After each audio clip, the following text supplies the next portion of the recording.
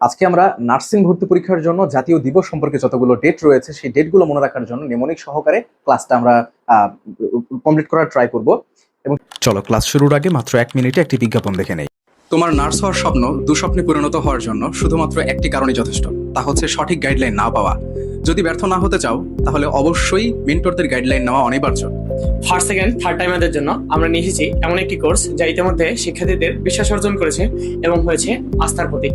এই কোর্সের সব থেকে বিশেষ সুবিধাগুলো হলো আমাদের কোর্সে ভর্তি হলে একটি টাকারও এক্সট্রা বই বাজার থেকে কিনতে হবে না। সব সাবজেক্টের কম্প্যাক্ট বইগুলো আমাদের কোচিং থেকেই দেওয়া হবে। মনে রাখবে, তুমি সেই কোর্সে এনরোল করছো যেখানে অলরেডি অসংখ্য শিক্ষার্থী সফল হয়েছে। তাদের রিভিউগুলো দেখলেই বুঝতে পারবে। চান্সপ্রাপ্ত শিক্ষার্থীদের কথা শুনে ভর্তি হও। ভাইয়ারে একটা বই এবং ভাইয়ার ক্লাসগুলোই যথেষ্ট। Kapasia, Gazipur. MN master nursing coaching সেরা। Nursing institute, Kishoreganj. হাতের সময় ছিল মাত্র 1.5 মাস। Nursing and midwifery, Jessore. ঠিক এরকম অসংখ্য রিভিউ ছড়িয়ে ছিটিয়ে রয়েছে, অসংখ্য চান্সপ্রাপ্ত স্টুডেন্টদের রিভিউ। আমাদের বই, বড় teacher panel, exam batch, routine, revision, এই সব কিছু এমন একটি কোর্সের মধ্যে পাচ্ছ যে কোর্স ফি তোমাকে অবাক করতে বাধ্য। একদম রিজনেবল, যেন তোমরা সবাই এনরোল করতে পারো। এরপর যদি ক্লাস কোয়ালিটি নিয়ে সন্দেহ থাকে আমাদের হোয়াটসঅ্যাপে নক করো এবং ক্লাস দেখো, নিজে বিবেচনা করো। এই কোর্সে আরো অসংখ্য সিক্রেট ফ্যাসিলিটিস আছে যা অন্য কোথাও নেই।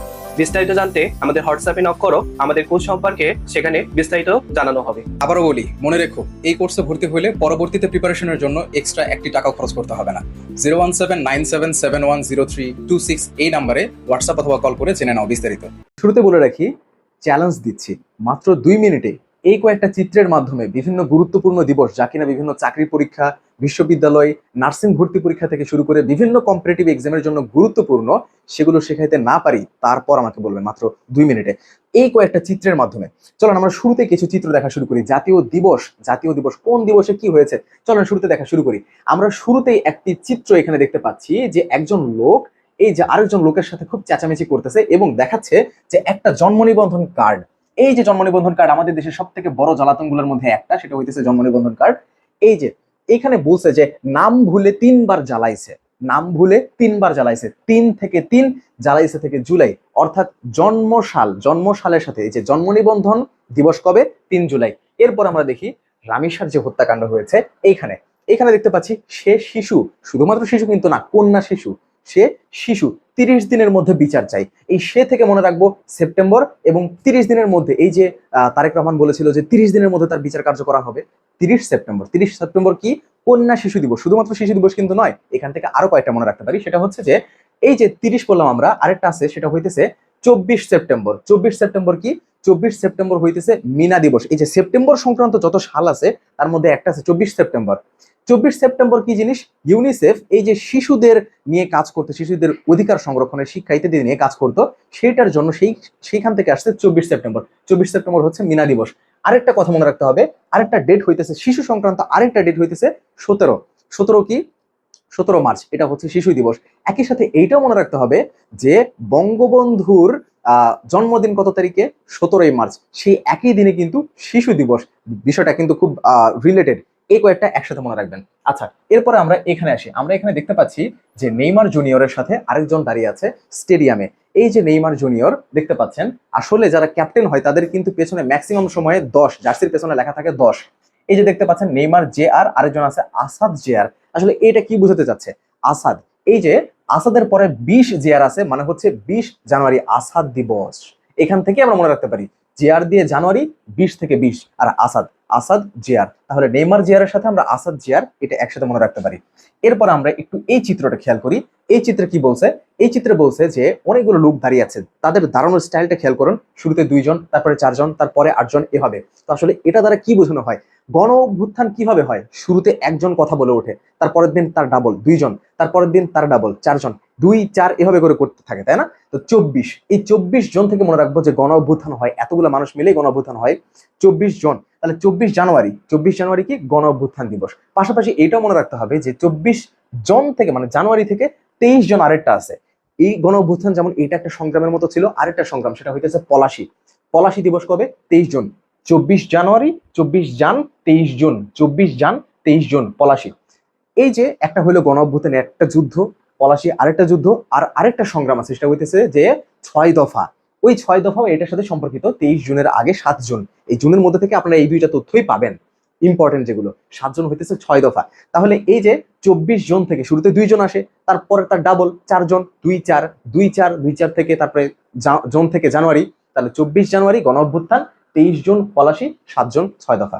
এর পরেরটা আমরা একটু খেয়াল করি। এখানে দেখতে পাচ্ছি 3 জন লোক, এই যে আগের মতোই 3 জন লোক দাঁড়ায় আছে, পিছনে লেখা আছে 3N, এবং এখানে কিন্তু মোটমাট 4 জন লোক, কিন্তু এই 3 জন দেখে মনে হচ্ছে বন্ধু, তাই না?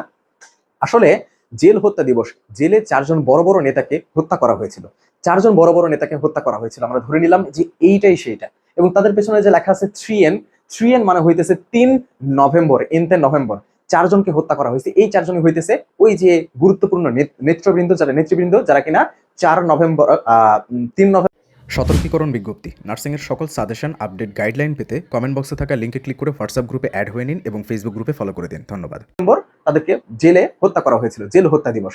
এরপরে আমরা একটু এই চিত্রটা যদি একটু খেয়াল করি, আব্দুল হামিদ খান ভাসানী, এখানে আমরা কয়টা অক্ষর দেখতে পাচ্ছি? 1 2 3 4 5 6 যুক্তবর্ণ সহ ধরতেছি, 7 8 9 10 11 12 13 14 15 16, 16টা। আর মাওলানা থেকে মনে রাখবো মে, সো 16ই মে। 16ই মে কেন বলতেছি? কারণ ফারাক্কা লং মার্চ দিবস। এই যে ফারাক্কা লং মার্চ দিবস কার নেতৃত্বে হয়েছিল, নেতৃবৃন্দ কারা কারা ছিলেন, তাদের মধ্যে কিন্তু মাওলানা আব্দুল হামিদ খান ভাসানীর নাম উল্লেখযোগ্য। তাই তার নাম থেকে আমরা মনে রাখলাম। এটা কিন্তু জিকের অন্য পার্টেও আছে যে ফারাক্কা লং মার্চের সাথে আব্দুল হামিদ খান ভাসানী, তাহলে 16ই মে। আচ্ছা, এরপরে আমরা আরেকটা চিত্র দেখতে পাচ্ছি। এখানে দেখতে পাচ্ছি অনেকগুলো মানুষ একসাথে, অনেকগুলো মহিলা একসাথে মা হয়েছে। আসলে এমন একটা মাস ছিল যে এখানে কিনা ফেব্রুয়ারি মাস ছিল, 28 দিনে মোটমাট একটা মাস ছিল। তো এই 28 দিনে প্রত্যেক দিন একজন করে মা হয়েছে, 28 দিনে 28 জন মা হয়েছে। তো এই যে হসপিটালে 28 দিনে 28 জন মা হয়ে গেছে, এইটাকে মাতৃত্বের সাথে তুলনা করা হচ্ছে। তাই বলা হচ্ছে 28 মে, মানে 28 জন মেই মা হয়ে গেছে ওই প্রত্যেক দিন 28 দিনে হয়েছে। তো 28 মে হইতেছে মাতৃত্ব দিবস। তাহলে এই চিত্র থেকে আমরা কি মনে রাখতে পারলাম? 28 মে হইতেছে মাতৃত্ব দিবস। তাহলে এই চিত্রও হয়ে গেছে, এই চিত্রও হয়ে গেছে, এইটাও হয়ে গেছে। এখন আমরা যদি একটু নিচের দিকে স্ক্রল করি, তারপরে আমরা একদম ইজি যেগুলা এ পর্যন্ত ছোটবেলা থেকে যেগুলো শিখে আসছি ওইগুলা অতি সহজে মনে রাখতে পারবো। যেমন আমাদেরকে মনে রাখতে হবে, যখন আমরা এই দিবস পড়তে যাব, শুরুতে আমাদেরকে এটা মনে রাখতে হবে যে যখন দিবস পড়তেছি, পড়া দিয়ে আমাদের শুরু হবে, পড়াশোনা দিয়ে শুরু হবে। সবকিছু শুরুতে হইতেছে পড়াশোনা এবং লাস্টে হইতেছে প্রবাসী। কারণ পড়াশোনা ভালো না করলে কিন্তু দেখা যাচ্ছে যে তোমাকে দিন শেষে প্রবাসী হইতে হবে না। বিষয়টা এরকম না, অনেকে প্রবাসীরা দেখা যাচ্ছে যে আমাদের থেকেও বেশি কিছু রেভিনিউ তারা হচ্ছে জেনারেট করতেছে। তারপরে যাই হোক, আমরা মনে রাখার জন্য ইয়া করতেছি। তাহলে পড়াশোনা প্রবাসী দুইটাই পদে, ঠিক আছে? শুরুতে পড়াশোনা, প্রবাসী। আচ্ছা, যেমন একদম বছরের শুরুতে 1 জানুয়ারি পড়াশোনা দিয়ে শুরু, পড়াশোনা ছাড়া গতি নাই। 1 জানুয়ারি, আচ্ছা 1 জানুয়ারি কি হইতেছে? জাতীয় গ্রন্থ দিবস। গ্রন্থ পড়াশোনার সাথে সম্পর্কিত। আর আমরা একদম নিচের দিকে যদি স্ক্রল করে যাই, তাহলে একদম লাস্টে দেখতে পারবো বছরের একদম শেষ দিনের শেষ তারিখে 30 ডিসেম্বর হইতেছে প্রবাসী দিবস। আশা করি জিনিসটা বোঝা গেছে। আর ছোটবেলা থেকে কি কি পড়ে আসছি ওইগুলো একটু রিভিশন করে নিই যে মনে আছে কিনা, তারপর আমরা একটু অন্যগুলো পড়ার চেষ্টা করব। যেমন ছোটবেলা থেকে বেসিক যেগুলো তোমরা পড়ছোই, সেটা একটা হইতেছে ওই যে আমরা ফেসবুকে দেখি না যে বিভিন্ন ধরনের ট্রলের শিকার হয়। 14ই ফেব্রুয়ারি কি ভালোবাসা দিবস, আবার কেউ কেউ নিজে বলে যে আমার তো কিছুই নাই, সো আমার জন্য এটা ভালোবাসা দিবস না, এটা হইতেছে সুন্দরবন দিবস। আমার জন্য কি, এটা হইতেছে সুন্দরবন দিবস। তাহলে 14ই ফেব্রুয়ারি কি? 1 নাম্বার সুন্দরবন দিবস। 2 নাম্বারে আমরা একটু দেখি শহীদ দিবস। 21শে ফেব্রুয়ারি শহীদ দিবস, একই সাথে আন্তর্জাতিক মাতৃভাষা দিবস। 3 হয়ে গেল। আন্তর্জাতিক মাতৃভাষা দিবস ছিল, এটা আমরা জানতাম। তারপরে জাতীয় পতাকা দিবস। পতাকা দিবস হচ্ছে 2রা মার্চ, এটা জানা উচিত। কারণ আমরা জানি সর্বপ্রথম 2রা মার্চ আসম আব্দুর রব কোথায়? ঢাকার কলা ভবনের সামনে, ঢাকা বিশ্ববিদ্যালয়ের কলা ভবনের সামনে জাতীয় পতাকা উত্তোলন করেছিল। সর্বপ্রথম উত্তোলন করা হয়েছিল 2রা মার্চ। তাই 2রা মার্চ হচ্ছে জাতীয় পতাকা দিবস। এটা আপনার মনে রাখা উচিত, আপনার জানা উচিত। এরপর আমরা একটু নিচের দিকে খেয়াল করি, এখানে জাতীয় পতাকার পরে আমরা দেখবো 5 নাম্বার বলা আছে স্বাধীনতা বা জাতীয় দিবস 26 মার্চ। এটা আমরা ছোটবেলা থেকে পড়ে আসছি। এবং শিশু দিবস কবে, এইটা নিয়ে একটা মজার কথা আছে, আমি অলরেডি বলে ফেলছি যে যেদিন শিশু দিবস ওই একই দিন শেখ মুজিবুর রহমানের কিন্তু জন্মদিন, 17ই মার্চ। এবং তার মানে তার মনটা হচ্ছে শিশুর মতো পবিত্র। তো এটা জাস্ট ফান করার জন্য বলছি, এটাকে সিরিয়াসলি নেওয়ার কিছু নাই। তারপরে আমরা দেখি একটু 6 নাম্বার হয়ে গেছে। এখন আমরা 7 নাম্বারে যাই, বঙ্গভঙ্গ দিবস। বঙ্গভঙ্গের যে টপিকটা রয়েছে এটা পড়লে অটোমেটিক এটা হয়ে যাবে, এখন মুখস্থ করার দরকার নেই। বঙ্গভঙ্গ পড়ে তারপরে এখানে আসেন, তাহলেই তারিখটা বুঝতে পারবেন যে কবে বঙ্গভঙ্গ হয়েছিল। এরপরে সংবিধান দিবসের কথা যদি বলি, সংবিধান দিবস হচ্ছে 4 নভেম্বর। যখনই আমরা সংবিধান পড়বো তখনই সংবিধান বলা মাত্র আমাদের মাথার মধ্যে 4 চলে আসবে। কেন 4 চলে আসবে? কারণ সংবিধানের মূল নীতি হচ্ছে 4টা। তারপরে জাতীয় পতাকার কথা সংবিধানের 4-3 হচ্ছে 4-2, এবং তারপরে জাতীয় প্রতীক 4-3, এরকম 4-4-4 সব জায়গাতে আমরা 4 দেখতে পারবো। আপনি দরকার হলে জাতীয় দিবসের যে ক্লাসটা আছে ওইটা করলেই বুঝতে পারবেন সংবিধানের মূলনীতি 4 এবং এই জাতীয় জিনিসগুলোর কথা বলা আছে 4 নম্বর অনুচ্ছেদের মধ্যে। সো 4 আর 4 সংবিধান দিবস হইতেছে 4 নভেম্বর। আশা করি জিনিসটা আপনাদের আর কোনো সমস্যা হবে না। এরপরে আমরা যদি একটু নিচের দিকে আসি, মুক্তিযোদ্ধা দিবস। দেখেন আমাদের জয় হয়েছিল 16 ডিসেম্বর, কিন্তু তার আগে থেকেই জয়ের আভাস পাওয়া যাইতেছিল, মানে আমরা প্রায় উইন হইতেছিলাম। তখন ডিসেম্বর মাসের একদম শুরুতে তখন কি হইলো, আমরা বুঝতে পারলাম যে হ্যাঁ মুক্তিযোদ্ধাদের দ্বারা আমরা আল্লাহর রহমতে উইন হইতেছি। তখন মুক্তিযোদ্ধা দিবস ঘোষণা করা হয়ে গেল ডিসেম্বরে, একদম ডিসেম্বরের শুরুতে মুক্তিযোদ্ধা দিবস। এরপরে 6 ডিসেম্বর স্বৈরাচার পতন দিবস। স্বৈরাচারের কিন্তু অলরেডি পতন হয়ে গেছে, তার 10 দিন পরে একদম বিজয় দিবসে, মানে একদম লিখিত তারা দিয়ে দিছে আর কি। যাই হোক, এরপর আমরা একটু নিচের দিকে স্ক্রল করি। 11 নাম্বার 14 ডিসেম্বর শহীদ বুদ্ধিজীবী দিবস, সেটা ছোটবেলা থেকে পড়ে আসছি।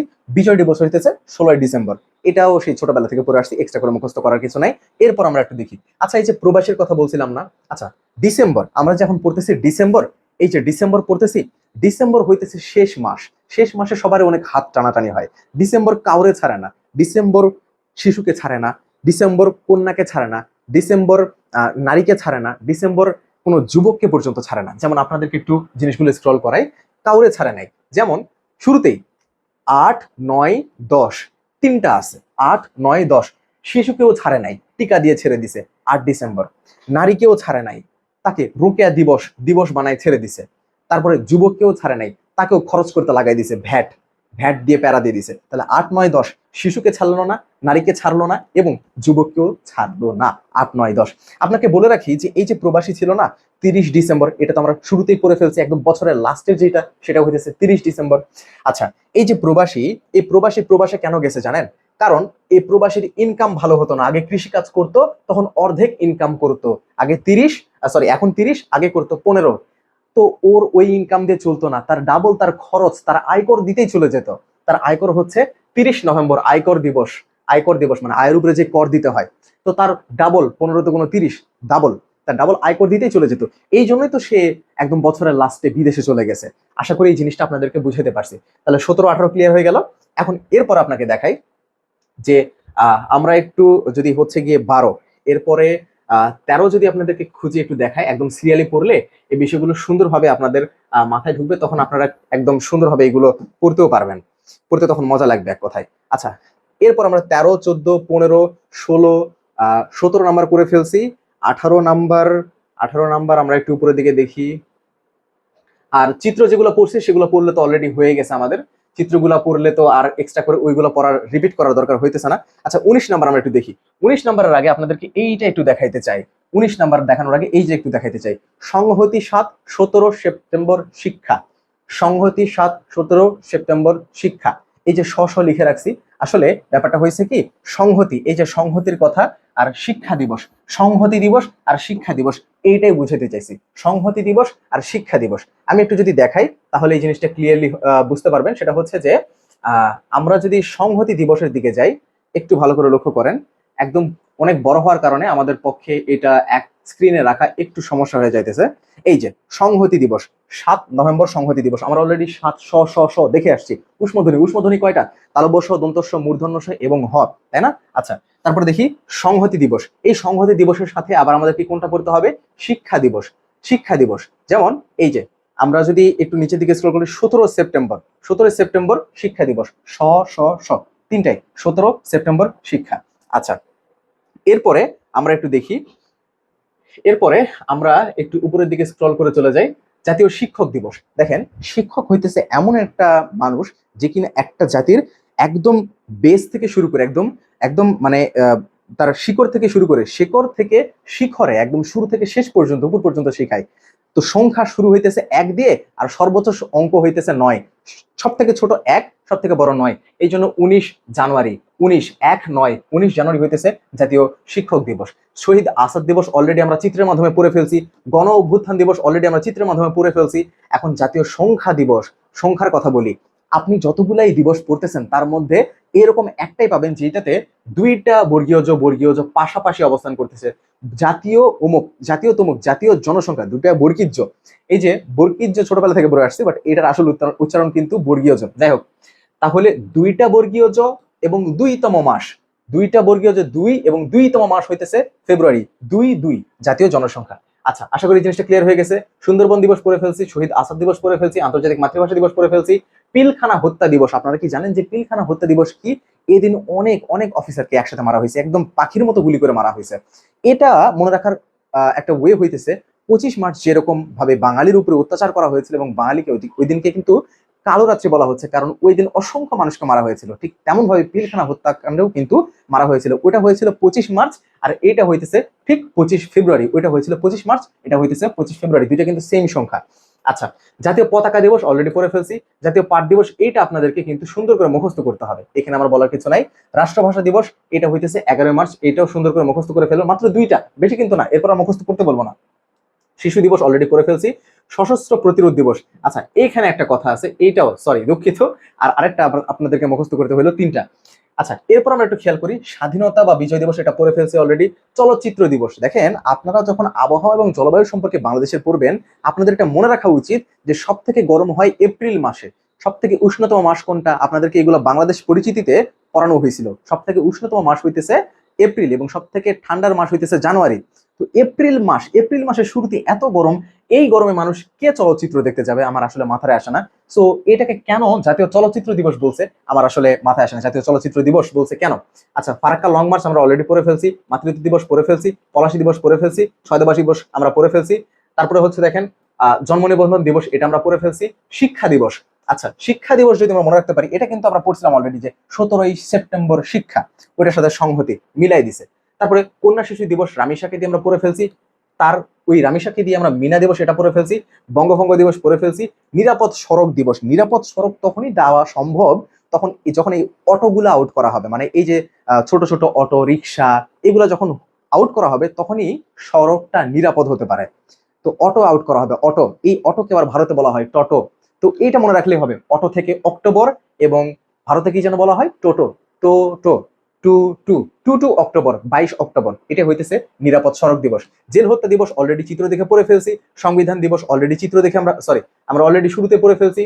তারপরে শহীদ নূর হোসেন দিবস আমরা চিত্র দেখে পড়ে ফেলছি। কৃষি দিবস আমরা পড়ে ফেলছি। আয়কর দিবস, মুক্তিযোদ্ধা দিবস, স্বৈরাচার পতন দিবস, টিকা দিবস, রোকেয়া দিবস, ভ্যাট দিবস, বুদ্ধিজীবী দিবস, বিজয় দিবস, প্রবাসী দিবস, সবগুলা পড়ে ফেলছি। মাত্র 3টা আপনাদেরকে মুখস্থ করাইলাম, বাকি সবগুলা আপনাদেরকে চিত্র থেকে এবং কৌশলের মাধ্যমে সুন্দর করে দেখায় দেওয়া হয়েছে। আশা করি দিবস নিয়ে আর কোনো সমস্যা হবে না। সংবিধান এবং দিবস এই দুইটাই টপিক ছিল একটু কঠিন, বাট আজকে থেকে এগুলো ইজি হয়ে যাবে। সংবিধানের ক্লাসের মাধ্যমে আপনাদেরকে জিনিসগুলো ক্লিয়ার করে দেওয়ার চেষ্টা করা হবে ইনশাআল্লাহ। আল্লাহ হাফেজ, ভালো থাকবেন সবাই।